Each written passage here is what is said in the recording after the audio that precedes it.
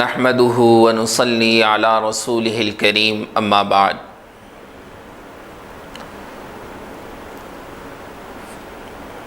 قال الله تعالى في القرآن المجيد فأعوذ بالله من الشيطان الرجيم بسم الله الرحمن الرحيم وإذ يمكر بك الذين كفروا ليثبتوك أو يقتلوك أو يخرجوك ويمكرون ويمكر الله والله خير الماكرين۔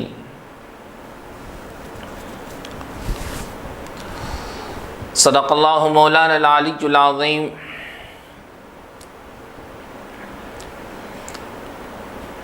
معزز سامعین اور محترم ناظرین کرام، السلام علیکم ورحمۃ اللہ وبرکاتہ۔ جناب نبی کریم صلی اللہ علیہ وسلم کی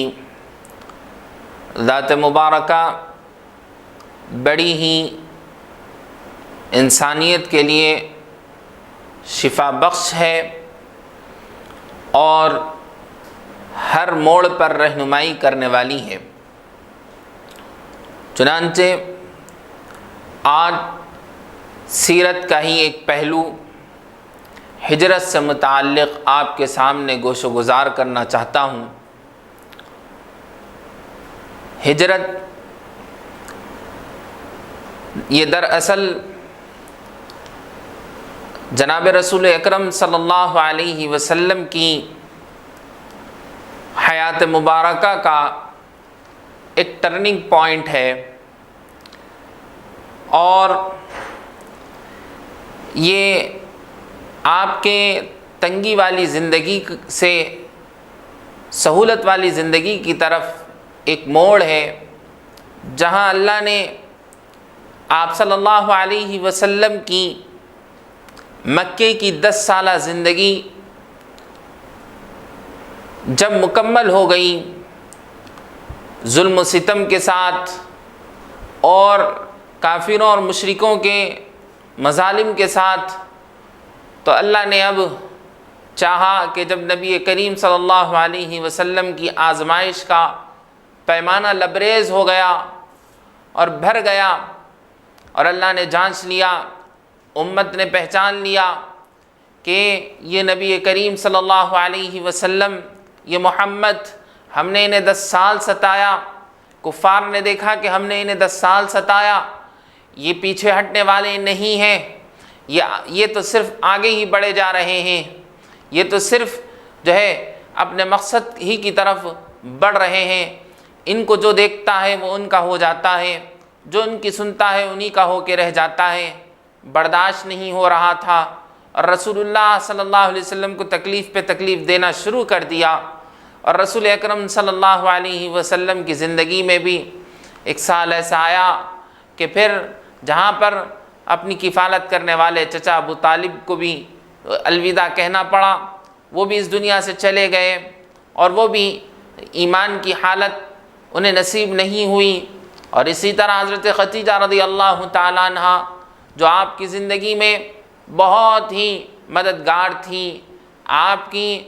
کے لیے راحت ہی راحت تھیں، وہ بھی اس دنیا سے رحلت فرما گئی۔ سن 10 نبوی کا سال تھا، تو رسول اکرم صلی اللہ علیہ وسلم کو یہاں سے اللہ نے چاہا کہ اب یہاں سے اسلام کی ترقی ہو اور دین کی مدد ہو، اور یہاں سے اسلام کا جو ہے بول بالا ہو، تو رسول اللہ کے لیے وہ راستے ہموار کیے گئے جہاں سے رسول اکرم صلی اللہ علیہ وسلم اپنی دین کی دعوت کو آگے سے آگے پہنچا سکے۔ چنانچہ رسول اکرم صلی اللہ علیہ وسلم کی عادت مبارکہ تھیں، اور رسول اللہ صلی اللہ علیہ وسلم کی یہ محنت تھی کہ گلی کوچوں میں پھر پھر کر تمام لوگوں کو دین کی دعوت دیتے، کوئی ماننے والا نہ تھا۔ تو رسول اللہ کی ایک عادت یہ بھی تھی کہ حج کے دوران مکہ کے بازاروں میں جا کر جو مکے کے لیے دور دراز سے حج کے لیے آتے تھے، رسول اللہ انہیں دین کی دعوت دیتے تھے، لیکن ہر سال نامراد و ناکام رسول اللہ واپس لوٹتے تھے۔ لیکن سن 10 نبوی کا معاملہ ہے، رجب کا مہینہ تھا، رسول اکرم صلی اللہ علیہ وسلم نے یہی اپنے معمول کے مطابق مینا کے پاس چکر لگاتے ہوئے دیکھا کہ چند آدمی جا رہے ہیں۔ انہیں رسول اللہ صلی اللہ علیہ وسلم نے دعوت دی، اور دعوت دینے کے بعد وہ 6 آدمیوں سے ملاقات ہوئی، تو 6 لوگوں نے بھی اسلام قبول کیا اور فرمایا کہ ہم آئندہ سال آئیں گے۔ پھر سن 11 نبوی کے اندر جو ہے حضور اکرم صلی اللہ علیہ وسلم کے پاس 12 افراد آئے، اور 12 افراد نے آ کر اسلام قبول فرمایا، اور فرمایا، حضور نے فرمایا کیا تم میری اس کام میں مدد کرو گے، تم میرے دین کو آگے تک پہنچاؤ؟ تو ان لوگوں نے کہا اللہ کے رسول صلی اللہ علیہ وسلم، ابھی ہمارے یہاں اوس و خزرج کی لڑائیوں کا معاملہ عروج پر ہے، جب وہ ٹھنڈا پڑے گا پھر ہم آپ کی مدد کے لیے آئیں گے۔ لیکن ان لوگوں نے ایک گزارش یہ فرمائی، اے اللہ کے رسول، ہم لوگ تو اسلام لا چکے، لیکن ہم جب مدینہ جائیں گے ہمیں دین سکھانے والا کوئی نہ ہوگا، ہمیں اللہ اور اس کے رسول کی تعلیم دینے والا کوئی نہ ہوگا، آپ اپنی طرف سے ہمارے لیے ایک جو ہے مدرس مقرر کر دیں، جو ہمارے پاس آئے ہم اس کے رہنے کھانے پینے کا انتظام کریں گے، پھر وہ ہمیں دین کی تعلیم دے، اور اسی طرح ہم وہاں پر افراد کو تیار کریں گے اور وہاں پر دین کی تعلیم دوسروں کو دیں گے تاکہ وہاں پر دین کا پھیلنا آسان ہو جائے۔ تو جناب نبی کریم صلی اللہ علیہ وسلم نے مصعب بن عمیر رضی اللہ تعالیٰ عنہ کو اس کام کے لیے چنا، اور رسول اللہ صلی اللہ علیہ وسلم نے ان کو ان لوگوں کے ساتھ بھیجا۔ اور جب جو ہے حضرت مصعب بن عمیر مدینہ منورہ ان لوگوں کے ساتھ پہنچے، ان لوگوں نے ان کا پورا انتظام کیا، وہ ان کے کھانے کا بھی، پینے کا بھی، رہنے کا بھی، اور اسعد بن زرارہ رضی اللہ تعالیٰ عنہ کے یہاں مقیم رہے، اور وہاں پر انہوں نے سب کو قرآن کی تعلیم دی اور دین کا یہ ماحول بنایا، اور وہاں پر یہ محنت کی کہ آئندہ سال سن 12 نبوی کے اندر حضور اکرم صلی اللہ علیہ وسلم کی خدمت میں حضرت مصعب بن عمیر کے تیار کردہ 72 افراد وہاں پر آئے۔ 72 افراد انہوں نے تیار کر کے مدینہ منورہ آئندہ سال بھیجے۔ تو حضرت مصعب بن عمیر رضی اللہ تعالیٰ عنہ نے مدرسے کی بنیاد رسول اللہ صلی اللہ علیہ وسلم کے مدینہ منورہ پہنچنے سے پہلے ڈال دی، اور یہ درس و تدریس کا جو نظام چل رہا ہے اس کی شاخ، اس کی جڑ کو وہاں پر ڈالا، اور وہیں سے یہ شاخیں اور کرنیں پھوٹنے لگیں۔ تو سارے مدارس اس دنیا کے اندر جہاں کہیں چل رہے ہیں، یہی وہی ابتدائی اسلام کے رسول اکرم صلی اللہ علیہ وسلم کی طرف سے رکھی ہوئی بنیاد ہے، جس کے پہلے مدرس حضرت مصعب بن عمیر رضی اللہ تعالیٰ عنہ ہے۔ تو چنانچہ ہم ان مدارس کی بھی قدر کریں۔ الغرض جب آئندہ سال جو ہے سن 12 نبوی کے اندر 72 افراد رسول اکرم صلی اللہ علیہ وسلم کی خدمت میں حاضر ہوئے، تو ان سب نے اسلام قبول کیا، اور رسول اکرم صلی اللہ علیہ وسلم سے عہد لیا کہ ہم آپ کی دین کی مدد کرنے کے لیے تیار ہیں۔ تو رسول اکرم صلی اللہ علیہ وسلم نے فرمایا کہ تم لوگ مجھے شام میں آدھی رات کو عقبہ کے پاس ملنا۔ وہاں پر رسول اکرم صلی اللہ علیہ وسلم سے ان لوگوں نے ملاقات کی آدھی رات کو۔ حضور کے ساتھ حضرت عباس رضی اللہ تعالیٰ عنہ آئے ہوئے تھے، جو حضور کے چچا تھے، اور اس وقت تک وہ اسلام انہوں نے قبول نہیں کیا تھا، لیکن چونکہ بنو ہاشم، بنو عبد مناف، یہ شروع سے ہی حضور اکرم صلی اللہ علیہ وسلم کا خاندان حضور کی کے اوپر اپنی حفاظت رکھا ہوا تھا، اسی وجہ سے کفار کی ہمت نہیں تھی کہ وہ حضور کو اس 10 سال کی زندگی میں بھی 13 سال کی مکی زندگی کے اندر ہاتھ لگا سکے، کیونکہ حضور کے اوپر اپنے خاندان کی سرپرستی تھی۔ تو حضرت عباس رضی اللہ تعالیٰ عنہ اس محفل میں پہنچے، سب نے اسلام کو قبول کیا۔ رسول اللہ صلی اللہ علیہ وسلم نے چاہا کہ میری اس دین کی مدد کی جائے۔ ان لوگوں نے کہا ہم ضرور آپ کی دین کی مدد کریں گے اور ہم آپ کو یہاں سے لے جائیں گے۔ رسول اکرم صلی اللہ علیہ وسلم نے اس بات کو قبول فرمایا، حضرت عباس رضی اللہ تعالیٰ عنہ اسی موقع پر کھڑے ہوئے اور فرمانے لگے، اے میری قوم، اے مدینہ والو، اے یثرب والو، بہت خوشی کی بات ہے کہ تم لوگوں نے میرے بھتیجے کا ساتھ دیا، تم نے اس کی بات قبول فرمائی، لیکن تم اسے یہاں سے لے جانا چاہتے ہو۔ سن لو، یہ جب تک مکی کی زندگی کے اندر ہیں، مکے کے اندر اب تک تھے، یہ دین کی دعوت جو یہ کہنا چاہتے تھے کہہ رہے ہیں، لوگ ان کے مخالف بنتے رہے، لیکن ان کو ایک ہاتھ لگانے کی کسی کی جرت، ان کو تکلیف دینے کی جرت کسی میں نہ ہوئی۔ وجہ یہ ہے کہ ہماری سرپرستی ان کے اوپر ہے، یہ ہمارے ذمہ داری میں تھے، لیکن جب تم مدینہ جاؤ گے اور انہیں لے جاؤ گے، وہاں جا کر اگر میرے بھتیجے کا ساتھ چھوڑ دینا ہے، میرے بھتیجے کی اگر تم مدد نہیں کرو گے، اسے تنہا چھوڑ دو گے، تو بہتر یہ ہے کہ تم میرے بھتیجے کو نہ لے جاؤ بلکہ یہیں چھوڑ دو، ہم ان کے ذمہ دار رہیں گے۔ اگر اپنے ساتھ لے جانا چاہتے ہو تو پھر تمہاری یہ ذمہ داری ہوگی کہ تم رسول اللہ صلی اللہ علیہ وسلم کی سرپرستی کرو گے، ہر لمحہ میرے بھتیجے کی حفاظت تمہاری ذمہ داری ہوگی۔ سب نے قبول فرمایا۔ اسعد بن زرارہ رضی اللہ تعالیٰ عنہ پھر کھڑے ہوئے اور کہنے لگے، اور بہت ہی پیارا جملہ انہوں نے ارشاد فرمایا جو کہ اے انصار سن لو، اے مدینہ اے یثرب والو سن لو، یہ بہت آسان کام نہیں ہے کہ تم نے جوش میں کہہ دیا، ہوش سے کہنا ہوگا، ہوش سے کہنا ہوگا، ہوش سے تمہیں یہ بات تسلیم کرنی ہوگی۔ ایسا نہیں ہوگا کہ جوش میں کہہ جاؤ پھر بعد میں بھول جاؤ، اچھی طریقے سے ذہن نشیں کر لو کہ تم نبی کو لے جانا چاہتے ہو، اس کا نتیجہ کیا ہوگا میں تمہیں کہہ دیتا ہوں۔ کیا ہی جملہ، انہوں نے یہ نہیں کہا کہ تم لے جاؤ گے تو پھر تمہارے اوپر مشکلات آئیں گی، تمہیں ان کی حفاظت کرنی پڑنی ہوگی، لیکن انہوں نے یہ نہیں کہا بلکہ چھوٹے سے جملے میں کہہ دیا اور نتیجہ بیان کر دیا کہ لڑائی جھگڑے سب ہوں گے، آخر نتیجہ کیا بنے گا کہ تم جب نبی کو لے جاؤ گے اور ان کی حفاظت کی ذمہ داری لو گے تو یہ ہوگا کہ تمہاری بیویاں یتیم ہوگی، تمہاری بیویاں بیوہ ہوں گی اور بچے یتیم ہوں گے۔ یہ آخری نتیجہ ہے جس کا انسان کو ڈر رہتا ہے۔ انسان کوئی بڑا بہادری کا کام کرنا چاہے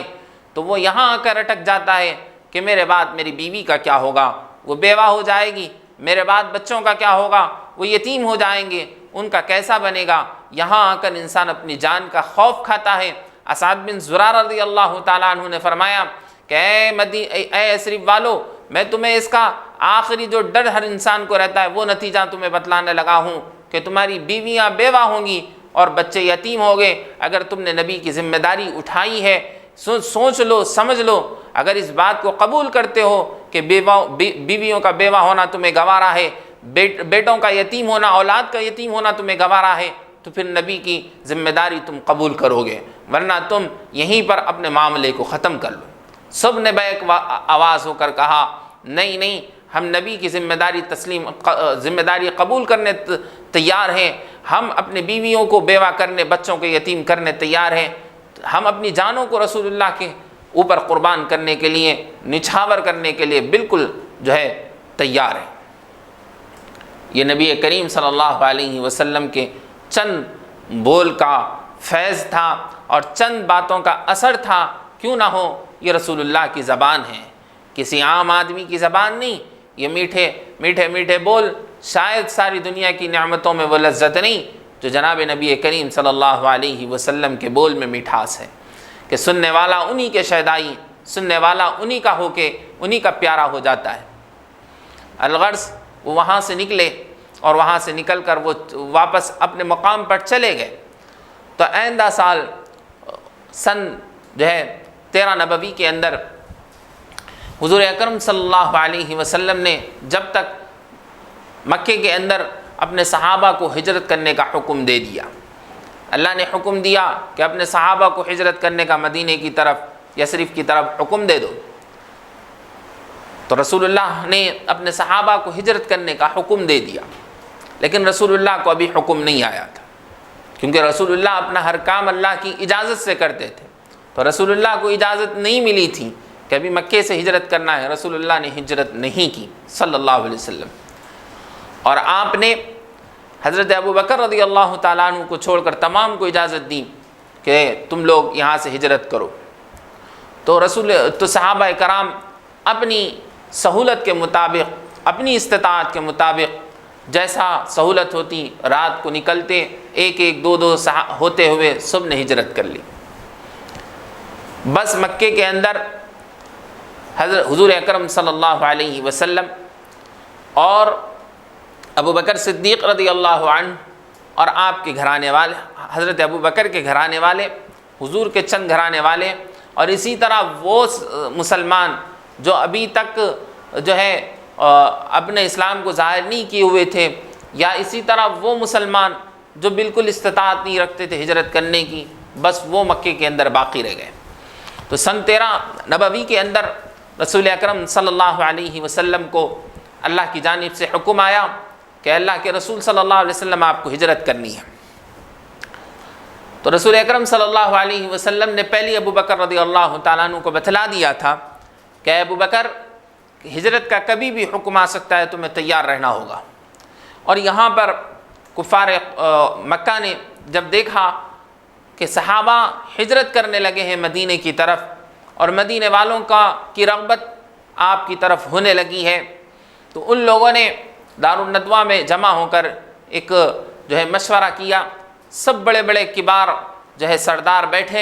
بیٹھنے کے بعد پہلے ایک سردار نے کہا کہ ہم ایسا کرتے ہیں کہ محمد کو کہیں قید کر دیتے ہیں۔ تو دوسرے نے کہا یہ مناسب نہیں ہے، محمد کا پیغام کوئی عام پیغام نہیں ہے، یہ بند دروازوں سے نکلے گا تو ساری دنیا میں بھی پھیلنے کی اس کی طاقت ہے، یہ بند دروازے سے نکل کر ساری دنیا میں پھیلے گا، اور آپ قید بھی کرو گے تو ان کے ساتھی انہیں چھڑانے آئیں گے، ان کے ساتھ اللہ کی مدد ہوگی، یہ چھڑا کر پھر ہم پر غالب آ جائیں گے۔ ایسا کرتے ہیں انہیں دور دراز کہیں جگہ پر چھوڑ دیتے ہیں، اپنے شہر سے نکال دیتے ہیں۔ تو سب نے کہا مصیبت تو وہی رہی کہ جب محمد کو آپ نکال کر دور جگہ چھوڑ دو گے، ان کی باتوں کی مٹھاس کون نہیں جانتا، ان کے حق کی صداقت کون نہیں کرتا، ان کے چہرے پر ان کو دیکھتے ہی لوگ ان کے گرویدہ ہو جاتے ہیں، محمد کو دیکھتے ہی ان کی وہ سمجھ جاتے ہیں کہ یہ جھوٹے نہیں ہو سکتے، یہ تو سچے ہی سچے ہیں۔ پھر ان کی باتوں کو کیوں کر لوگ نہیں مانیں گے؟ جب لوگ مانیں گے پھر ان کا حلقہ بنے گا، ان کی جماعت بنے گی، وہ سب کو لے کر پھر ہماری طرف چڑھائی کریں گے۔ چڑھائی کرنے کے بعد ہماری سرداریوں کو نقصان ہوگا، ہماری جاہ و مرتبے میں فرق آئے گا۔ یہ ڈر تھا کہ ہماری سرداریاں نہ چلی جائیں، اس ڈر سے وہ نبی کو حق جاننے کے باوجود بھی ایمان قبول نہیں کرتے تھے۔ انہوں نے کہا یہی ہوگا اگر ہم انہیں دور دراز جگہ پر بھی چھوڑیں گے۔ تو ابو جہل نے کہا، جو ابو الحکم کہا جاتا تھا، فیصلوں کا سردار، جو اس دارالندوہ میں حکم کی حیثیت رکھتا تھا، اس نے کہا کہ ایسے کرتے ہیں کہ حضور کو قتل کر دیں گے، نعوذ باللہ حضور کو قتل کر دیں گے۔ تو سب نے کہا یہ کیسے ممکن ہے؟ اگر ہم نبی کو قتل کریں گے، محمد کو قتل کریں گے، تو ان کا خاندان بنو عبد مناف ہم سے قصاص لینے پر تیار ہوگا، اور جو قتل کرے گا اسے اپنی جان سے ہاتھ دھونا پڑے گا۔ تو اس نے کہا میرے پاس ایک تدبیر ہے کہ ہم ہر قبیلے کے ایک طاقتور نوجوان کو لیں گے، تاکہ جب تمام قبائل کا ایک ایک بندہ جمع ہوگا اور محمد کو قتل کرے گا، تو بنو عبد مناف میں اتنی طاقت نہیں ہے کہ وہ سب کا مقابلہ کرے گی، تمام قبائل کا مقابلہ کرے گی، تو انہیں جزیے پر، انہیں جو ہے فدیے پر راضی ہونا پڑے گا، دیت پر راضی ہونا پڑے گا۔ چنانچہ اس فیصلے کو قبول کیا گیا، پسند کیا گیا۔ یہ مشورہ کر کے اٹھے اور قبیلے کے نوجوانوں کو تیار کرنے لگے، اور کہا کہ ہر نوجوان کو تیز سے تیز تلوار دی جائے گی، اور ہر قبیلے نوجوان کو تیار کرنے کی ان کی سازشیں شروع ہوئی۔ اور ادھر نبی کریم صلی اللہ علیہ وسلم کو بذریعہ جبرائیل اللہ نے جو ہے یہ تمام مشورے اور تمام جو ہے مکاریوں کی خبر حضور کو دے دی گئی۔ حضور اکرم صلی اللہ علیہ وسلم کو یہ بھی کہہ دیا گیا کہ آپ کو اب ہجرت کرنی ہے۔ تو نبی کریم صلی اللہ علیہ وسلم کا معمول یہ تھا کہ آپ ہر اس معاملے سے ہونے سے پہلے، کئی دن پہلے سے آپ نے اپنا یہ معمول بنایا تھا کہ صبح بھی حضرت ابو بکر کے گھر جاتے تھے اور شام کے وقت بھی حضرت ابو بکر کے گھر جاتے تھے، تو جس دن آپ کو یہ حکم ملا آپ دوپہر کے وقت نکل گئے حضرت ابو بکر رضی اللہ تعالیٰ عنہ کے گھر میں، اور جا کر دستک دیں اور کہنے لگے اے ابو بکر، آج اللہ نے ہمیں اور تمہیں اجازت دے دی ہے کہ ہم بھی اب مدینے کی طرف ہجرت کریں گے، تیار رہنا، آج شام میں ہمارا سفر ہوگا۔ انہوں نے کہا، اے ابو بکر نے کہا کہ اے اللہ کے رسول میں تو تیار ہوں، میں تو تیار ہوں۔ تو اللہ کے رسول نے فرمایا تم نے تیاری کر لی ہے؟ کہا جس دن سے آپ نے کہا تھا کہ مجھے اور تمہیں ایک ساتھ ہجرت کرنی، اللہ کا حکم کبھی بھی آ سکتا ہے، تو محبوب کا حکم تھا، میں کیسے تیار نہ ہوتا، میں نے پہلے سے ہی تیاری کر لی اس سوچ سے کہ آپ کو کبھی بھی حکم مل سکتا ہے، کہیں آپ کو تاخیر نہ ہو جائے، کہیں آپ کے سفر میں مشکل نہ ہو جائے، میں نے اسی دن سے تیاری کر لی ہے، میں تبھی سے تیار بیٹھا ہوا ہوں۔ یہ حضرت ابو بکر کی اطاعت کا حال تھا، یہ حضرت ابو بکر رضی اللہ تعالیٰ عنہ کی اطاعت کا حال تھا۔ چنانچہ حضرت ابو بکر جیسا نہ کوئی عاشق بنا ہے نبی کا، نہ کوئی بن سکتا ہے۔ چنانچہ الغرض وہاں سے حضور نکلے یہ اطلاع دے کر، پھر اپنے گھر واپس آ گئے۔ حضرت علی رضی اللہ تعالیٰ عنہ کو حضور نے فرمایا کہ علی، آج شام میں اس گھر سے نکلوں گا تو تمہیں میرے بستر پر سو جانا ہے، اور میرے پاس مکے والوں کی امانتیں رکھی ہوئی ہیں، چونکہ مکے کے اندر 13 سال حضور کے نبی بننے سے پہلے بھی پورے کے پورے آپ کو صادق اور امین سمجھتے تھے، سچے سمجھتے تھے، امانت دار بھی سمجھتے تھے، اور اپنی امانتیں کیونکہ بینک وغیرہ ہوتا نہیں تھا تو اپنے مال ایک کسی شریف انسان کے پاس بطور امانت رکھوا دیتے تھے۔ تو حضرت علی رضی اللہ تعالیٰ عنہ کو حکم دیا کہ میرے پاس جو ہے مکے والوں کی امانتیں ہیں، تم یہاں پر سو جانا، جب میں چلا جاؤں تو پھر تم لوگوں کی امانتیں لوٹا کر واپس آ جانا، اور تم یہ لوٹا کر واپس مجھ سے جو ہے مدینے میں ضرور تم مجھے ملو گے، حضور نے انہیں بھی بشارت ہوگی۔ اور ادھر حضرت ابو بکر رضی اللہ تعالیٰ عنہ نے اپنے بیٹے عبداللہ کو یہ ترتیب بتا دی کہ ہم پہلے یہاں سے نکل کر غار ثور کی طرف جائیں گے، تو تمہارا کام یہ ہوگا کہ دن بھر کی خبریں معلوم کرنی ہوگی اور تمہیں ہمیں لا کر پہنچانا ہوگا، غار ثور کے اندر تمہیں بتلانا ہوگا کہ ہمارے لیے کیا وہاں پر مشورے چل رہے ہیں، وہاں کیا تیاریاں چل رہی ہیں۔ دوسرا انہوں نے عبداللہ بن ارقط ایک آدمی کو اجرت پر طے کر دیا کہ تمہارا کام یہ ہوگا کہ تم جب ہم غار ثور سے نکلیں گے مدینے کے لیے تو وہاں پر تمہیں ہمیں ایسے راستے سے مدینہ پہنچانا ہوگا جو لوگوں کی عام رہ گزر نہ ہو، جہاں پر عام لوگ گزرتے نہ ہوں، وہ راستوں سے ہمیں تمہیں مدینہ لے جانا ہوگا۔ اور سفر کے لیے 2 اونٹنیاں جو حضرت ابو بکر رضی اللہ عنہ نے خریدی تھی وہ بھی عبداللہ بن ارقط کے حوالے کی کہ تمہیں لے کر غار ثور سے جب ہم نکلیں گے تمہیں پہنچنا ہے۔ تیسرا اپنے غلام عامر بن فہیرہ کو آپ نے یہ ذمہ داری دی کہ تم دن بھر بکریاں چراؤ گے عرب کے جنگلات میں، اور اس کو غار ثور کے پاس سے چراتے ہوئے لاؤ گے تاکہ ہمارے نشانات کے قدم کے نشانات بھی مٹ جائیں، اور دوسرا جب تم رات کو وہاں پہنچو گے تو میں حضور کے لیے بکری کا دودھ نکال لوں گا۔ اور چوتھا کام حضرت اسماء بنت ابی بکر رضی اللہ عنہما کو سپرد کیا انہوں نے اپنی بیٹی کو، اور کہا کہ تم کھانا تیار کر کے وہاں تک پہنچاؤ گی۔ بہرحال ان کو یہ ذمہ داری انہوں نے سونپ دی۔ اب یہاں پر پوری تیاریاں ہونے لگیں کہ حضرت ابو بکر رضی اللہ عنہ کے گھر میں زاد راہ بھی تیار ہونے لگا، اور حضرت علی رضی اللہ تعالیٰ عنہ بھی حضور کے گھر میں تیار بیٹھے ہوئے تھے۔ اب کفار مکہ نے تمام نوجوانوں کو تیار کیا، تیز دھار کی تلواریں ان کے ہاتھوں میں سونپ دیں، اور وہ سب کے سب جو ہے حضور اکرم صلی اللہ علیہ وسلم کے گھر کا انہوں نے پورا کا پورا گھیرا کر لیا، اور ایسا نہیں کہ جو دکھائی دے، بلکہ گھیرا ایسا کیا کہ چھپ چھپ کر پورے بیٹھ گئے کہ کسی کو دکھائی نہ دے، حالانکہ گھیر لیا تھا، اور آپ صلی اللہ علیہ وسلم کو اس کی خبر بھی تھی۔ حضرت علی نے پوچھا، اے اللہ کے رسول صلی اللہ علیہ وسلم، اب ہم گھر کے باہر تو پورے لوگ آپ کو گھیرے ہوئے ہیں، آپ کیسے نکلو گے؟ اللہ کے رسول صلی اللہ علیہ وسلم کا چونکہ ایمان اور یقین بڑا ہی مضبوط تھا، کیونکہ انہیں اللہ نے پہلے ہی بتا دیا تھا کہ آپ کو ہجرت کرنی ہے، مدینہ پہنچنا ہے اور ہم آپ کو پہنچا کے رہیں گے۔ اللہ کی بات پر بھروسہ تھا، کہا کہ مجھے کچھ نہیں ہوگا، اور آپ نکلے۔ اور نکل کر جب وہ باہر نکل کر حضور اکرم صلی اللہ علیہ وسلم جب نکلنے لگے تو ابو جہل اپنے ساتھیوں کو کہنے لگا تھا کہ محمد تو جو ہے اپنے لوگوں کو اپنی باتوں میں گرویدہ کرتے ہیں، لوگوں کو صرف بہکاتے ہیں۔ اس طریقے کی اس نے فضول باتیں کہنی شروع کی۔ حضور نے سن لیا، سن کر کہنے لگے ہاں میں وہی ہوں محمد جو لوگوں کو دین کی طرف بلاتا ہوں۔ ہاتھ میں کنکریاں لی، مٹی لی، اور وجعلنا من بین ایدیہم سدا ومن خلفہم سدا فاغشیناہم فہم لا یبصرون۔ سورہ یاسین کی آیت پڑھتے ہوئے چلے گئے اور اس کو اچھالا تو وہ جو ہے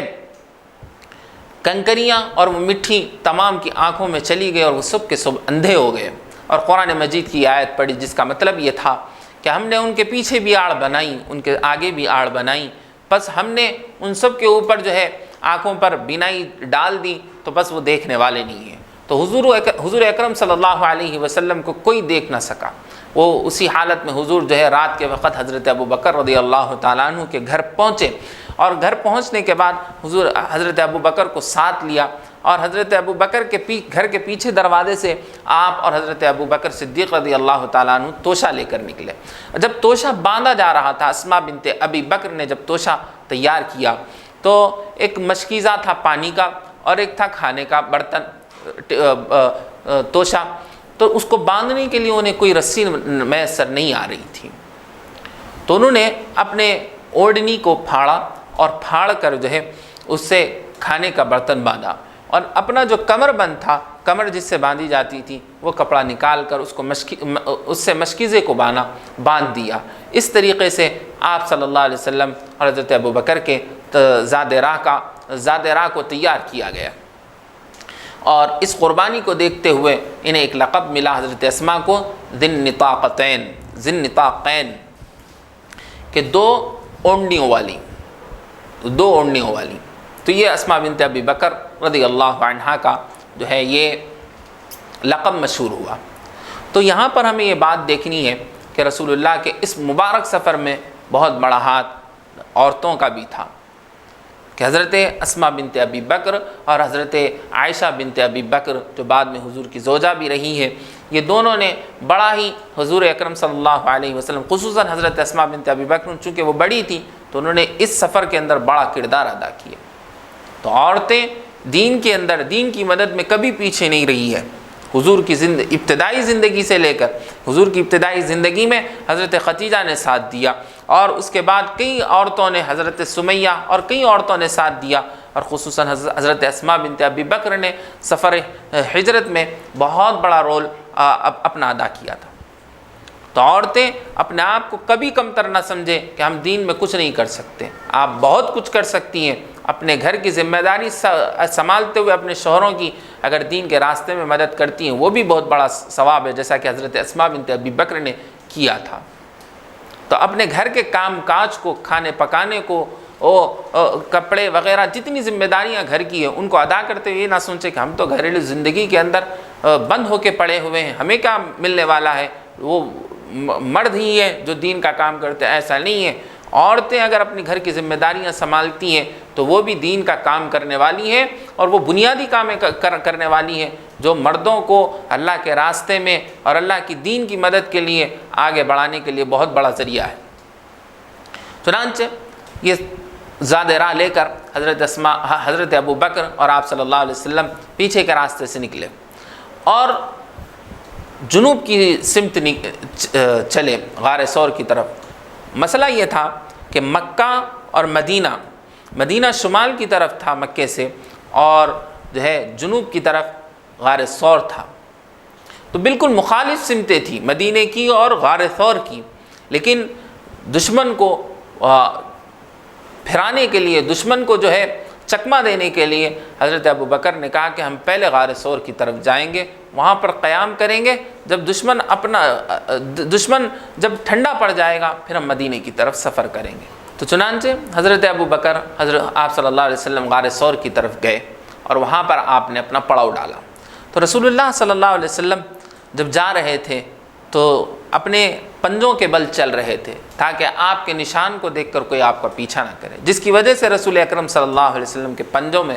پھٹن آ چکی تھی اور آپ صلی اللہ علیہ وسلم کے پاؤں سے خون نکلنے لگا اور آپ کے پیروں میں تکلیف ہوئی چلنے کے لیے، اور حتیٰ کہ غار ثور تک پہنچے تو رسول اللہ پہاڑ پر چڑھ نہیں سک رہے تھے، تو حضرت ابوبکر صدیق رضی اللہ تعالیٰ عنہ تو رفیق سفر بھی تھے، غار یار بھی تھے اور عاشق رسول بھی تھے، وہ رسول اللہ کی اس تکلیف کو دیکھ کر کیسے برداشت کر سکتے تھے؟ ایسا نہیں تھا کہ انہوں نے یہ عذر نہیں کیا کہ میں خود چل کر آیا ہوں آپ کے ساتھ تو میں بھی تکلیف میں ہوں، میں آپ کا بوجھ کہاں سے اٹھا سکوں گا۔ اب حضور کی محبت میں، حضور کے عشق میں اپنے آپ کو پورا قربان کیا، اپنی تھکاوٹ کو نہیں دیکھا، اپنی پریشانیوں کو نہیں دیکھا، بلکہ اللہ کے رسول صلی اللہ علیہ وسلم کو اپنے کاندھوں پر اٹھا کر اس اونچے پہاڑ کے سفر کو طے کیا، اونچے پہاڑ کے سفر کو طے کر کے وہاں پر حضور کو باہر غار کے اتار کر رہتی دنیا تک کے تمام امت کے افراد کو یہ پیغام سنا دیا کہ اپنی تھکاوٹیں ایک جگہ،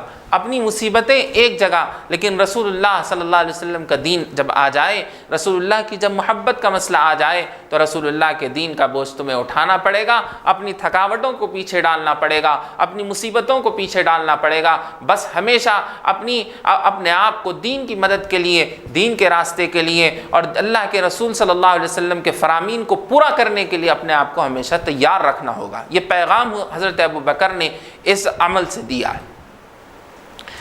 پھر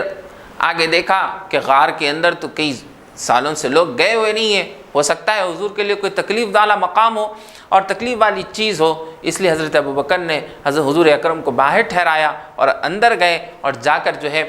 غار کو صاف کیا، پورے غار کو صاف کیا اور حضور کے لیے سونے کا، لیٹنے کا اچھا ایک مقام بنایا، اور اسی طرح غار کے اندر جو سوراخ تھے ان سوراخوں کو بند کر دیا، اپنی جتنے کپڑے ہو سکتے تھے ان سے بند کیا۔ آخر میں دیکھا کہ کپڑے کم پڑ رہے ہیں تو اپنی پگڑی سے بھی نکال کر ان سوراخوں کو بند کیا، حتیٰ کہ ایک سوراخ باقی رہ گیا، تو اس سوراخ کے اوپر اپنے پیر کے انگوٹھے کو آپ نے رکھ دیا۔ اس کے بعد حضور کو دعوت دی کہ اے اللہ کے رسول آئیے، آ کر آرام کیجئے۔ آپ صلی اللہ علیہ وسلم غار کے اندر آئے اور آپ صلی اللہ علیہ وسلم نے حضرت ابوبکر کے ران مبارک پر پہلو میں گود کے اوپر سر رکھ کر آرام فرمانے لگے۔ جس سوراخ پر حضرت ابوبکر نے انگوٹھا رکھا تھا اس کے اندر ایک سانپ تھا، تو اس نے جب دیکھا کہ مجھے نکلنا ہے اور سارے راستے بند ہیں اور یہ ایک راستہ ہے جہاں پر جو ہے انسانی گوشت نظر آتا ہے، تو اس نے دیکھا کہ اب میں یہی راستہ ہے کہ اگر یہ راستہ کھلے گا میں کپڑوں کو تو ڈھکل نہیں سکتا، ان تنگ اور چست کپڑے جو ان سوراخوں کے اندر پیوند کیے گئے میں اسے ہٹا نہیں سکتا۔ اس نے اپنی شعور میں دیکھ لیا کہ یہ تو انسانی گوشت ہے، اسے ڈھسوں گا تو یہ ہٹائے گا، میرا راستہ کھل جائے گا۔ اس نے ایک ڈنک مارا، ایک پھونک ماری، ڈسا، دیکھا کہ یہ ہٹنے کو تیار نہیں، پھر مارا، حتیٰ کہ حضرت ابوبکر صدیق رضی اللہ تعالیٰ عنہ کا کی قوت برداشت نے جواب دے دیا، پھر بھی انہوں نے اپنے پیر کو نہیں ہٹایا۔ حال یہ ہوا کہ درد کے مارے آنکھوں سے آنسو بہنے لگے، آنکھ سے آنسو بہتے بہتے آپ صلی اللہ علیہ وسلم کے چہرے مبارک پر ٹپکنے لگے۔ آپ کی نیند بیدار ہوئی، آپ نے پوچھا ہے ابوبکر کیا ہوا؟ کہا اللہ کے رسول اس غار میں اس سوراخ کے اندر کوئی سانپ لگتا ہے، مجھے ڈسنے لگا ہے۔ آپ صلی اللہ علیہ وسلم نے اپنے ان کے پیر کو اٹھایا اور ان کے پیر کے اوپر اپنے لعاب دہن کو لگانے کے بعد سارا جسم جو زہر آلود ہو چکا تھا، سارے جسم میں جو سانپ کا زہر پھیل چکا تھا، وہ رسول اللہ صلی اللہ علیہ وسلم کے لعاب مبارک سے جو پورا کا پورا زہر ختم ہو گیا اور بالکل وہ صحت یاب ہو گئے۔ تو رسول اکرم صلی اللہ علیہ وسلم کی انہوں نے یہاں پر بھی محبت کا حق ادا کر دیا کہ اپنے آپ کو تکالیف میں برداشت کرنا گوارا کیا، لیکن رسول اللہ صلی اللہ علیہ وسلم پر کوئی آنچ آنے نہیں دیا۔ رسول اللہ کی نیند کا بھی خیال کیا کہ کہیں میرے حبیب کے، میرے محبوب کے جو ہے نیند میں خلل پیدا نہ ہو جائے۔ یہاں بھی ہمیں پیغام ہے کہ ساری دنیا کے افراد دیکھ لو کہ میں نے جیسے اپنی جان کو قربان کرنا گوارا کیا، اپنے محبوب کی نیند میں خلل آنے کو برداشت نہیں کیا، اسی طرح تمہیں بھی، اب نبی تو نہیں ہے لیکن نبی کا دین موجود ہے، تمہیں اپنی جان پر تمہاری جان خطرے میں آ جائے، تمہاری جان پر کوئی بات بن جائے، گوارا کر لو، لیکن نبی کریم صلی اللہ علیہ وسلم کی دین پر کوئی آنچ آنا تم برداشت نہ کرو، رسول اکرم صلی اللہ علیہ وسلم کا کوئی حکم ٹوٹ جانا تم برداشت نہ کرو۔ آج ہم دیکھ لیں کہ ہماری نمازیں چھوٹتی ہیں، ہمیں کوئی فکر نہیں، رسول اللہ کی جو ہے تعلیمات پیچھے ڈال دیتے ہیں، کوئی ہمیں فکر نہیں، ہمیں ماں باپ سے بات کرنے کا طریقہ نہیں، اپنی اولاد سے بات کرنے کا طریقہ نہیں، معاشرے میں ہمیں رہنے کا کوئی طریقہ نہیں، ہمیں کاروبار کرنے کا کوئی طریقہ نہیں، جب چاہا جھوٹ بولا، جب چاہا چغلی کر دی، جب چاہا غیبت کر دی، رسول اللہ کے فرامین کی دھجیاں اڑا دی، حتیٰ کہ رسول اکرم صلی اللہ علیہ وسلم کے دین، حتیٰ کہ رسول اکرم صلی اللہ علیہ وسلم کی ذات مبارکہ، آپ کی اولاد کے اوپر اور آپ کے صحابہ پر کوئی کمینہ بھوگتا ہے اور اس کی زبان چلتی ہے، حتیٰ کہ رسول اللہ کی بیٹی کو گالی دی جاتی ہے۔ آج رسول اللہ کے بیٹی کو، رسول اللہ کی آل اولاد کو گالی دی جا رہی ہے۔ آپ سوشل میڈیا پہ سن لیں اتنی خطرناک گالیاں جسے مومن برداشت نہیں کر سکتا۔ اگر یہی ابو بکر ہوتے، یہی صحابہ ہوتے، شاید وہ باقی نہ رہتا، لیکن اس طریقے کے جملے کہے جانے کے باوجود بھی آج ہمارے کانوں تک وہ باتیں پہنچتی ہیں، لیکن ہمارے جوش ایمان ہمارا بھڑکتا نہیں ہے، ہماری غیرت ٹھنڈی پڑی ہوئی ہے، ہمیں کوئی فرق نہیں پڑتا۔ لیکن حضرت ابو بکر نے یہاں پر یہ سبق دیا ہے کہ میں نے جس طرح اپنی جان کو خطرے میں ڈال کر اپنے نبی کے نیند کو جو ہے اڑانا گوارا نہیں کیا، نیند کو ختم کرنا گوارا نہیں کیا، تمہیں یاد رکھ لو، تمہیں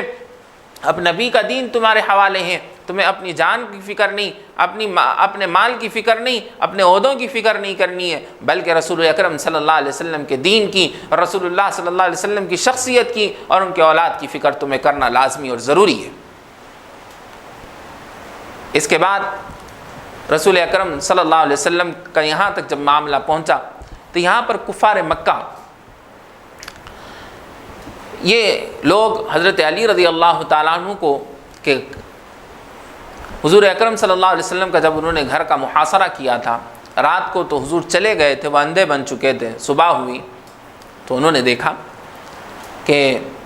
صبح ہو گئی ہے، بستر سے کوئی اٹھ رہا ہے، کسی نے کھڑکی سے جھانک کر دیکھا تو حضرت علی ہے، اس نے چیخنا شروع کیا کہ یہ تو حضرت علی ہے۔ وہ سب کے سب گھر کے اندر گھسے، انہوں نے کہا کہ تم یہاں کیسے ہو، تم یہاں بستر پر کیسے ہو؟ انہوں نے کہا میں تو یہیں سو رہا تھا۔ حضرت علی رضی اللہ تعالیٰ عنہ کو باہر لایا گیا اور حضرت علی رضی اللہ تعالیٰ عنہ پر انہوں نے ہاتھ اٹھایا، ان سے مار پیٹ کی اور کہا کہ بتاؤ محمد کہاں ہے؟ انہوں نے کوئی جواب نہیں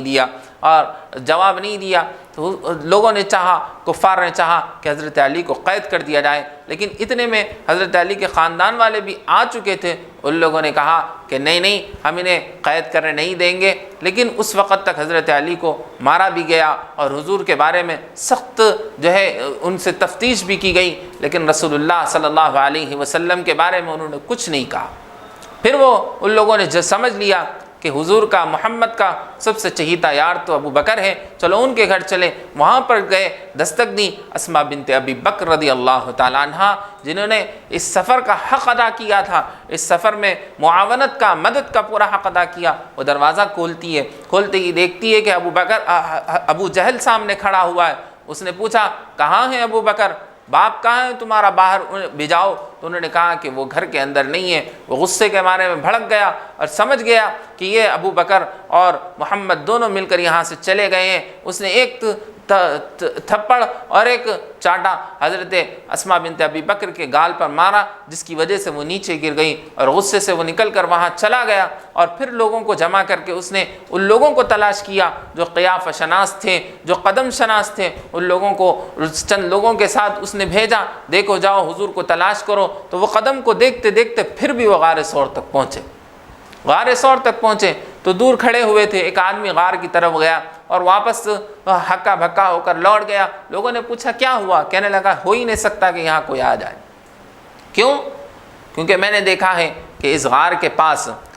کے پاس بڑی مکڑی کا جالا ہے اور جنگلی کبوتر کے انڈے ہیں، اور راستے میں بالکل ایک بہت بڑا جھاڑ ہے جس کو پار کرنا ممکن نہیں ہے۔ تو یہاں پر حضور اکرم صلی اللہ علیہ وسلم، حضرت ابو بکر لوگوں کی آمد و رفت کے قدم کو تک دیکھ رہے تھے، حتیٰ کہ اگر کوئی غار کے اندر جھانکتا تو حضرت ابو بکر حضور کو دیکھ لیتا، لیکن اللہ کی مدد تھی، لیکن گھبرا رہے تھے ابو بکر۔ تو اللہ کے رسول سے پوچھا کہ اب کیا ہوگا؟ اللہ کے رسول نے فرمایا گھبراؤ مت اے ابو بکر، لا تحزن ان اللہ معنا، گھبرانا نہیں ہے، یقین کا دامن اپنے ساتھ یقین کا دامن اپنے ساتھ ہمیشہ پکڑے رہو، یقین اپنے اندر پیدا کرو اللہ کی ذات پر، اللہ ہمیں ضائع نہیں کرے گا، اللہ ہمارے ساتھ ہے، اللہ کی نصرت ہمارے ساتھ ہے۔ ہر مومن کو آج یہ جو ہے جذبہ ساتھ رکھنے کی ضرورت ہے۔ تو اسی کا نتیجہ تھا کہ جب مکڑی نے جالا ڈالا، کبوتر نے انڈے دیے، ایک درخت اگا، اور لوگوں کو اتنی جو ہے اس کی وجہ سے اتنی توجہ نہیں کی کہ وہ غار کے اندر جھانک سکے، کیونکہ ان کے ذہن میں یہ بات بیٹھ چکی تھی کہ یہاں کوئی رہ نہیں سکتا۔ چنانچہ وہ لوگ گھومتے پھرتے وہاں سے واپس لوٹ گئے، اور 3 دن تک آپ صلی اللہ علیہ وسلم وہیں پر قیام کرتے رہے، اور معمول کے مطابق غلام عامر بن فہیرہ وہاں پر بکریاں چراتے، اور رات کو وہاں پہنچتے غار کے پاس قدم بھی مٹ جاتے، اور ساتھ ہی ساتھ آپ بکری کا دودھ بھی وہاں پر نوش فرما لیا کرتے تھے۔ اسماء بنت ابی بکر بھی توشہ پہنچایا کرتی تھی، عبداللہ بن ابی بکر رات کی خبریں لے پہنچایا کرتے تھے۔ لیکن جب 3 دن گزر گئے اور یہاں پر معاملہ ٹھنڈا پڑا، ٹھنڈا پڑنے کا مطلب یہ ہے کہ لوگوں کے پاس یہاں میٹنگیں چلنے لگیں، لیکن راستے میں اس طرف تلاش کرنے کا معاملہ ذرا کم پڑ گیا۔ تو حضرت ابو بکر نے جب یہ حال دیکھا، عبداللہ نے ان کو یہ بات بتلا دی، تو انہوں نے چاہا کہ اب 4تھے دن ہم سفر کریں گے۔ تو عبداللہ بن ارقط جس کے پاس اونٹنیاں رکھی ہوئی تھیں، وہ اونٹنیاں لے کر پہنچے، ساتھ میں عبداللہ بن ابی بکر بھی تھے، اور وہ 4 لوگوں کا قافلہ کہ آپ صلی اللہ علیہ وسلم، ابو بکر، عبداللہ بن ابی بکر، ابو بکر کے بیٹے، اور عبداللہ بن ارقط، یہ چاروں وہ اس سفر کے لیے نکلے۔ 2 اونٹنیاں جب لا کر حضور کی خدمت میں پیش کی گئی، اور ابو بکر نے فرمایا، اور بڑا ہی ادب سکھلا کر امت کو سکھلایا، فرمایا اے اللہ کے رسول، یہ 2 اونٹنیاں ہیں، آپ جسے چاہیں خرید لیں، آپ جسے چاہیں لے لیں۔ اللہ کے رسول صلی اللہ علیہ وسلم نے بھی اپنی امت کو سبق دیا کہ کوئی بھی چیز پھگٹ اور فری میں اٹھانی نہیں ہے، کہ لوگ جو ہے دے دیں اور بڑا سمجھ کر تو بار بار قبول کر لی جائے، ایسا نہیں ہے، لوگوں کے حالات کو دیکھا جائے۔ اللہ کے رسول نے فرمایا ابو بکر، میں اس کو فری میں نہیں لوں گا، میں اسے مفت میں نہیں لوں گا، بلکہ میں اس کی قیمت ادا کروں گا، اپنی اونٹنی کی قیمت ادا کروں گا۔ انہوں نے کہا ٹھیک ہے۔ جب حضور نے چاہا تو انہوں نے قبول فرما لیا۔ پھر حضور سے کہا کہ آپ جو اونٹنی لینا چاہے لے سکتے ہیں۔ اللہ کے رسول نے پھر ایک سبق دیا کہ نہیں، میں جس اونٹنی کی قیمت کا ادا کرنے کا اہل ہوں، میرے پاس جتنی طاقت ہے، میں وہی اونٹنی لوں گا۔ تو جو کمتر اونٹنی تھی وہ حضور کے حق میں آئی، کیونکہ حضور کے پاس اتنی رقم تھی جو دینے کی تھی۔ تو وہاں پر سے 4 کا سفر طے ہوا، اور 4 سفر طے کرتے ہوئے عبداللہ بن ارقط نے عام راستے کو چھوڑ کر ایک ساحلی راستہ تھا جہاں پر سے گزر لوگوں کا بہت ہی کم ہوا کرتا تھا، ان راستوں سے حضور کو لے کر اور ابو بکر کو لے کر وہ چلا۔ یہاں پر مکے والوں کے اندر جب حضرت علی رضی اللہ تعالیٰ عنہ نے امانتیں لوگوں کو سپرد کر دی، تو انہیں بھی شوق تھا کہ میں بھی مدینہ فوراً پہنچوں، تو انہوں نے سارے لوگوں کی امانتیں واپس کر کے 3رے دن انہوں نے پیدل ہی سفر کیا، دھوپ کی شعاعیں اور تپتی جو ہے ریت، اس میں سفر کرتے ہوئے مدینہ پہنچنے کی انہیں پوری کوشش کی، کہیں نہیں رکے، کیونکہ نبی کریم صلی اللہ علیہ وسلم سے محبت کا جذبہ ان کے اندر کوٹ کر بھرا ہوا تھا۔ یہاں پر کفار کے اندر میٹنگیں شروع ہو گئیں کہ اب محمد تو چلے گئے ہیں، ان کو کون تلاش کرے گا؟ جو ان کو تلاش کر کے لائے گا 100 اونٹ انہیں انعام میں دیے جائیں گے۔ یہ مجلس لگی ہوئی تھی، تو ایک آدمی سفر کر شام سے واپس آیا، اور اس نے کہا کہ میں نے 3 لوگوں کو وہاں پر جاتے ہوئے دیکھا ہے، شاید لگتا ہے وہ تمہاری مطلوبہ لوگ ہو، تمہارے وہ لوگ ہوں گے جس کو تم تلاش کر رہے ہو۔ تو اس مجلس میں سراقہ ابن مالک ابن جعشم تھا، بڑا ہی ذہین تھا، وہ سمجھ گیا کہ وہ واقعی حضور ہی ہیں، لیکن 100 اونٹ کا انعام اسے حاصل کرنا تھا، تو اس نے بات ٹال دی اور کہنے لگا کہ نہیں ہو سکتا، میں جس کو یہ دیکھ کر آیا میں انہیں جانتا ہوں، وہ کسی واسطے سفر کے لیے نکلے ہیں، وہ حضور نہیں ہو سکتے۔ اس نے بات ٹال دی اور مجلس وہیں ختم ہو گئی۔ اور وہ گھر آیا، اپنے غلام کو فوراً تیار کیا، سواریاں تیار کی، فلاں پہاڑ کی طرف تمہیں ملنا ہے، وادی کی طرف۔ وہ رات کو وہاں سے نکلا اور تیز گھوڑوں کو دوڑاتے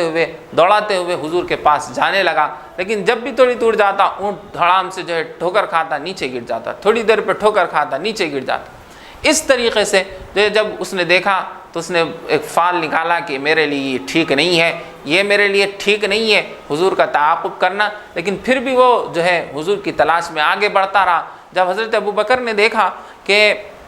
ایک دن، ایک رات اور آدھا دن چلنے کے بعد کہ پیچھے سے کوئی ہمارے پاس دوڑتے ہوئے آ رہا ہے، کوئی ہمارے پاس سواری کو دوڑاتے ہوئے آ رہا ہے، انہوں نے اللہ کے رسول سے کہا، اللہ کے رسول کوئی ہمارا پیچھا تعاقب کر رہا ہے، ہمارے قریب تک پہنچ چکا ہے۔ اللہ کے رسول نے تب بھی فرمایا پیچھے مت دیکھو، آگے چلو، اللہ کی ذات پر بھروسہ کرو کہ اللہ ہمارے ساتھ ہے۔ یہ یقین کی دولت اللہ کے رسول کے پاس جو تھی وہ کسی کے پاس نہیں ہو سکتی۔ وہ آگے بڑھنے لگا، قریب آنے لگا تو ریت کے اندر گھوڑا دھس گیا، پیر اس کے باہر نہیں نکل رہے تھے، گھوڑا ہی اس کا بہت قیمتی تھا۔ ساؤنڈ کی چکر میں وہ جو ہے اپنے گھوڑے کو گنوانا نہیں چاہتا تھا۔ وہ سمجھ گیا کہ یہ حضور کی بد دعا ہے، محمد کی بد دعا ہے، تو اس نے کہا اے ابو بکر سنو، میں تمہارا تعاقب کرتے ہوئے آیا ہوں، لیکن میری بات تو سن لو، میں اب تمہارا پیچھا نہیں کروں گا، میں تمہاری خبر جا کر کسی مکے والے کو نہیں دوں گا، بس یہ ہے کہ میری اونٹنی نکال دو۔ حضرت حضور اکرم صلی اللہ علیہ وسلم نے اس کے لیے دعا فرمائی تو وہ اس کا گھوڑا جو ہے واپس نکل گیا، واپس ریت سے واپس باہر آ گیا، اس کے گھوڑوں کے ٹانگ باہر آ گئے۔ تو حضور اکرم صلی اللہ علیہ وسلم نے کہا کہ تم ہماری جو ہے خبر کسی کو جا کر تو نہیں دو گے؟ تو اس نے کہا میں کسی کو نہیں دوں گا، لیکن مجھے ایک تحریر لکھ کر دے دیجئے۔ وہ تحریر کیا تھی؟ حضرت ابو بکر کو کہا کہ مجھے لکھ کر دے دو کہ میں جب کبھی آؤں گا آپ لوگوں کے پاس مجھے عزت دی جائے گی، مجھے آپ کے تعاقب کرنے کی عوض کوئی طعنہ نہیں دیا جائے گا، مجھے آپ کا تعاقب، آپ کا پیچھا کرنے کی وجہ سے مجھے کوئی ذلیل نہیں کرے گا۔ حضرت ابو بکر نے ایک چینی کے برتن پر اس کو لکھ کر، اس جملے کو لکھ کر دے دیا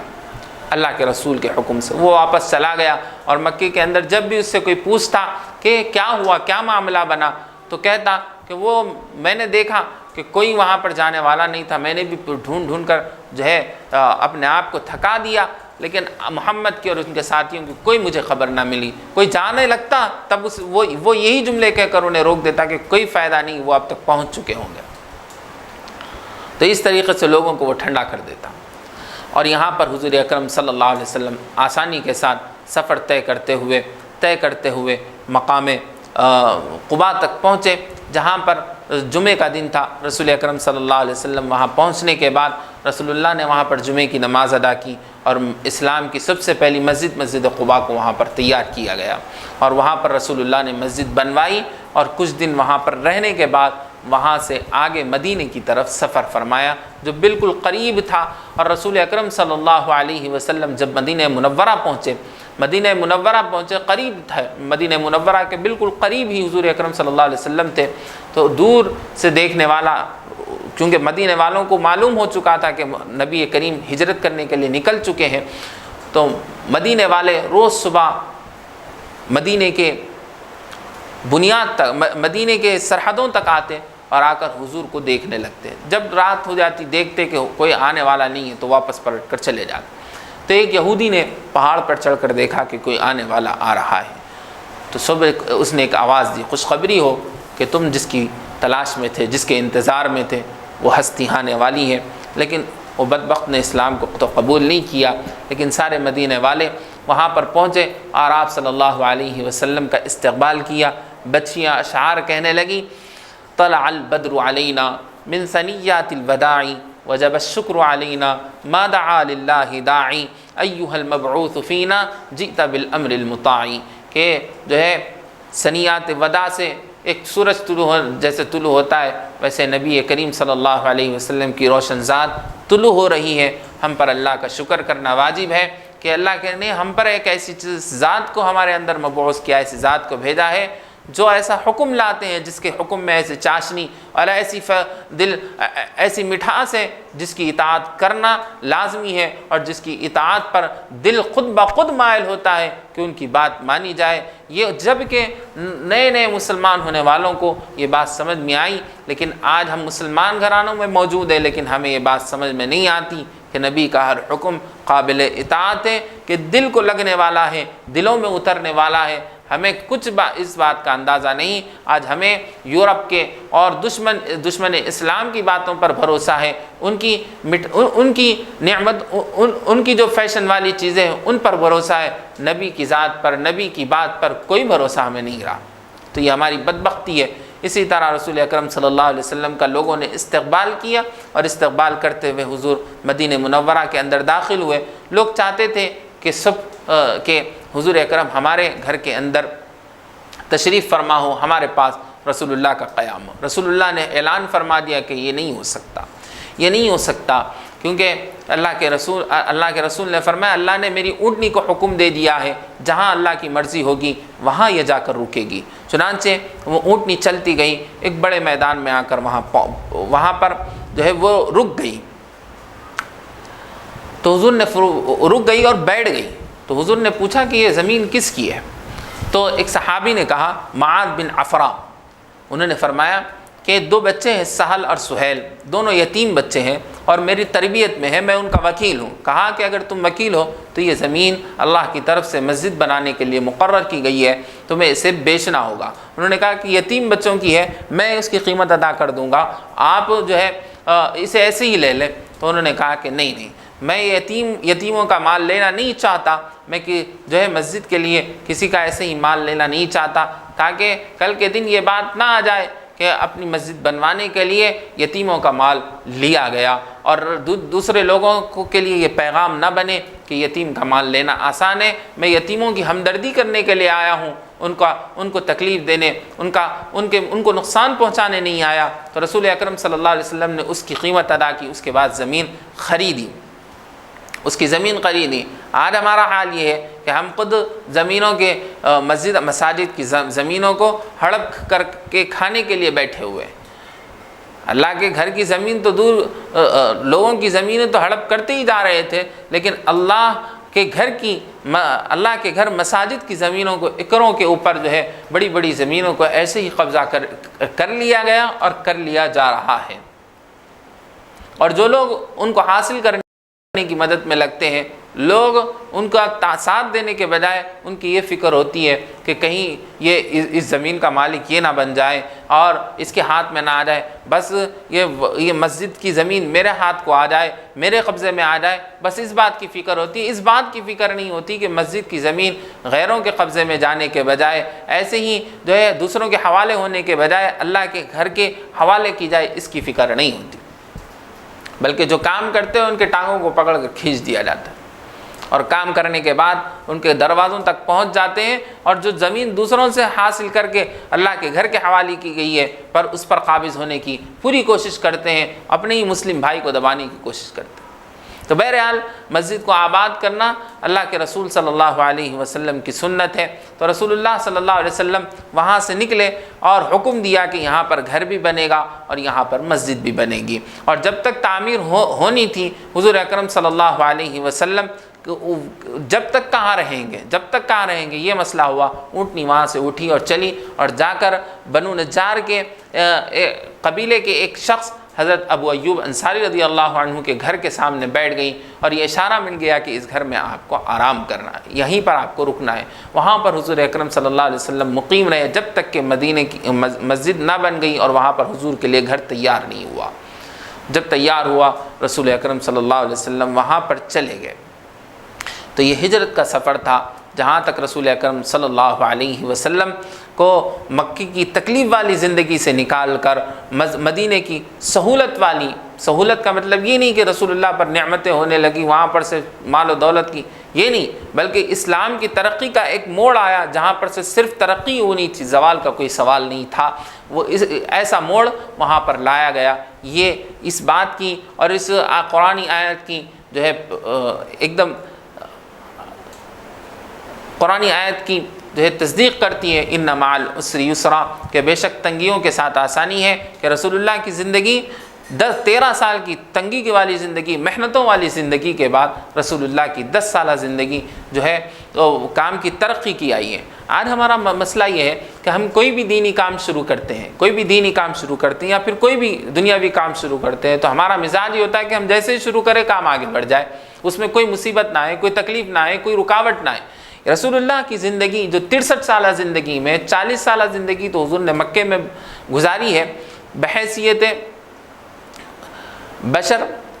لیکن 40 سال میں جب آپ کو نبوت عطا کی گئی، آپ کو بحیثیت نبی جو ہے لوگوں کے سامنے آپ نے اپنا تعارف کروایا، تو 23 سال آپ اس دنیا میں باقی رہے۔ تو 13 سال یعنی کہ آدھی سے زائد زندگی حضور نے تکلیفوں میں گزاری ہے، مشکلات میں گزاری ہے، اس کے بعد آسانیاں پیدا ہوئی ہیں، اس کے بعد کام میں ترقی آئی ہے۔ تو جتنے بھی حضرات دین کا کام کرتے ہیں ان کے لیے اس میں یہ ایک میسج ہے اور یہ ایک پیغام ہے کہ جب بھی دین کا کام شروع ہوگا اس میں آسانیاں نہیں ہو سکتی، اس میں تکلیف آنی ہی آنی ہے، اس میں آپ کو آزمانا ہے کہ آپ اس کام میں کتنے کھڑے ہیں، کب تک آپ اس کام کے اندر باقی رہ سکتے ہیں۔ آپ کے درمیان طرح طرح کی مشکلات، تکلیفات، مصائب اور جتنے آپ کے تصور سے باہر ہوں گے مصیبتیں آ سکتی ہے، بس اللہ کو یہ جانچنا ہوتا ہے کہ یہ بندہ ٹکے گا یا نہیں ٹکے گا۔ جب یہ ٹکنے کا آپ کا جذبہ پرکھ لیا جائے گا اور امت کا کام کرنے والوں کے عزائم کو جو ہے ٹٹول لیا جائے گا، تو اس کے بعد اللہ پاک سہولتوں کو پیش کرتے ہیں، آسانیوں کو ہموار کرتے ہیں۔ جیسا کہ رسول اکرم صلی اللہ علیہ وسلم کی زندگی میں ہم یہ نمونے کو دیکھتے ہیں کہ رسول اللہ کی زندگی مکی والی 13 سالہ زندگی مصیبتوں میں گزری ہے، مشکلات میں گزری ہے۔ جب رسول اللہ نے ان سب کو برداشت کیا اور اس پر کھرے اترے تو اسلام کا ترقی کا دور شروع ہوا۔ 10 سالہ زندگی جو حضور نے مدینہ منورہ میں گزاری، اور وہاں پر جانے کے بعد تب بھی کفار مکہ نے آپ کا پیچھا نہیں چھوڑا، آپ کو ستانے کی کوششیں کی گئی، تو رسول اللہ کو اجازت دی گئی اذن للذین یقاتلون بانہم ظلموا، کہ جو ظلم کرے گا آپ کو ان سے قتال اور جہاد کرنے کی اجازت دی گئی ہے۔ وہاں سے جہاد کا سلسلہ شروع ہوا اور اسلام کی ترقی کا آغاز ہوا، کیونکہ جہاد کے ذریعے ان لوگوں کو ہٹا دیا گیا راستے سے جو راستے کے کانٹے بنے ہوئے تھے، جو راستے کے میں تکلیف پہنچانے والے بنے ہوئے تھے، ان لوگوں کو ہٹایا گیا، راستہ صاف ہوا۔ آپ اس راستے پر چلتے ہوئے پوری دنیا میں آپ نے اسلام کو عام کیا اور ساری دنیا تک اللہ کے پیغام کو پہنچایا۔ تو ہمیں بھی اس سفر ہجرت کے اندر کئی پہلو ہے اصلاح کے لیے، ہم اس پر غور و فکر کریں اور رسول اکرم صلی اللہ علیہ وسلم کی زندگی کو ہمیشہ پڑھتے رہیں۔ جتنے ہماری زندگی میں غم آئے ہیں ان سے کہیں زیادہ رسول اکرم صلی اللہ علیہ وسلم کی زندگی میں غم آئے ہیں۔ آپ اس سفر ہجرت کو صرف سننے کے بجائے اس کو تصور میں لاتے ہوئے سنیں اور اس کو تصور میں لاتے ہوئے پڑھیں۔ کیا مشکل دور تھا ہوگا کہ جس دور میں رسول اللہ کو اپنے رہتے ہوئے اپنے شہر سے نکالا گیا، جس میں رسول اللہ سالوں اپنے خاندانی شہر میں رہ رہے ہیں اور 53 سال وہاں پر حضور نے گزارا، وہاں سے حضور کو نکلنا پڑا، کتنی تکلیف ہوئی ہوگی، اور پھر دشمن لگاتار آپ کے پیچھے پڑے ہوئے ہیں، آپ کو کس قدر تکلیف ہوئی ہوگی، کس قدر آپ ذہنی الجھن کا شکار ہوئے ہوں گے، اور آپ کی آل و اولاد بھی مکے میں موجود ہے، ان کو چھوڑ کر دشمنوں کے اندر چھوڑ کر آپ کو جانا پڑا، تو آپ کے اوپر کیا گزری ہوگی۔ یہ تمام مصائب، یہ تو مختصر ہے، کئی مصائب آپ اپنی زندگی کے جو تلاش کریں گے حضور کی زندگی میں تو آپ کو مل جائیں گے، اور حضور کے غموں کے سامنے آپ کا غم کچھ نہیں ہوگا۔ جیسے حضور نے اس غم کو جھیلا اور اس پر اللہ سے مدد طلب کی صبر اور استقامت کے ذریعے، ہمیں بھی چاہیے کہ ہم اپنے مصائب اور بلاؤں پر صبر اور استقامت کے ذریعے اللہ سے مدد طلب کریں۔ اللہ پاک سے دعا ہے کہ اللہ پاک ہم سب کو رسول اکرم صلی اللہ علیہ وسلم کو پڑھنے کی، جاننے کی، سمجھنے کی اور اس پر عمل کرنے کی اللہ پاک ہم سب کو توفیق نصیب فرمائے۔